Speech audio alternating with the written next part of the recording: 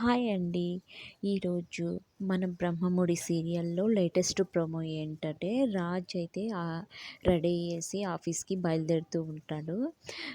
ఇంతలో హాల్‌లో అందరూ కూర్చొని ఉంటారు. రాజు వాళ్ళ బాబాయి రాజు దగ్గరకొచ్చి చేతులు పట్టుకొని, రాజ్ కళ్యాణ్ అక్కడ ఏం బాధలు పడుతున్నాడో, తిన్నాడో లేదో అని నాకు చాలా టెన్షన్‌గా ఉంది. ప్లీజ్ రాజ్ కళ్యాణ్‌ని ఎలాగైనా గానీ బ్రతిమలాడి ఏదో ఒకటి చేసి ఇంటికి తీసుకురా అని చెప్పేసి అంటూ ఉంటాడు. ఇంతలో ధాన్యలక్ష్మి కూడా ప్లీజ్ రాజ్ ఎలాగైనా కానీ కళ్యాణ్‌ని తీసుకొస్తావా? వాడు ఏం బాధలు పడుతున్నాడో నేను తట్టుకోలేకపోతున్నాను, ఇక్కడ ఉండలేకపోతున్నాను, ప్లీజ్ రాజ్ అని చెప్పేసి అంటుంది ధాన్యలక్ష్మి. ఇంతలో రాజు సరే పిన్ని, బాబాయ్ మీరేమీ బాధపడకండి, నేను వాళ్ళిద్దరిని ఎలాగైనా కానీ ఒప్పించి తీసుకొని వస్తాను అని చెప్పేసి అంటాడు. తర్వాత అయితే ఇంతలో మళ్ళా ధాన్యలక్ష్మి ఇద్దరెవరు, నేను చెప్పింది ఒక్కడినే, తనతో నాకు ఎలాంటి సంబంధం లేదు, తను అసలు నా కోడలే కాదు, తను ఇంటికి రావడం నాకు ఇష్టం లేదు, ఇంటికి రాకూడదు కూడా, నేను చెప్పింది కళ్యాణ్ మాత్రమే తీసుకురమ్మని చెప్తున్నాను అని చెప్పేసి ధాన్యలక్ష్మి అంటుంది.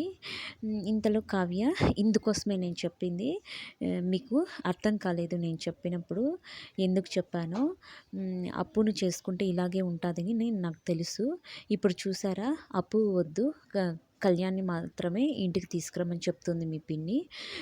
ఈ బాధలన్నీ చూడలేకే నేను ఆ రోజు కళ్యాణ్తో నా చెల్లెల పెళ్ళి జరగకూడదని చెప్పాను. ఇప్పుడు చూసారా ఏం జరుగుతుందో, ఇప్పుడు నా చెల్లెలు రాకూడదంట, కళ్యాణ్ మాత్రమే ఇంటికి రావాలంట, అదెలా జరుగుతుంది, మీరేమైనా చూస్తున్నారా? ఇప్పుడు చేయండి, మీరు ఏం చేస్తారో, పెళ్ళి జరగాలని మీరే చేశారు కదా, ఇప్పుడు చేయండి ఏం చేస్తారో మీరే, మీ పిన్ని చూడండి ఎలా మాట్లాడుతుందో అని చెప్పేసి తన బాధ గట్టిగా అరిచి చెప్తుంది.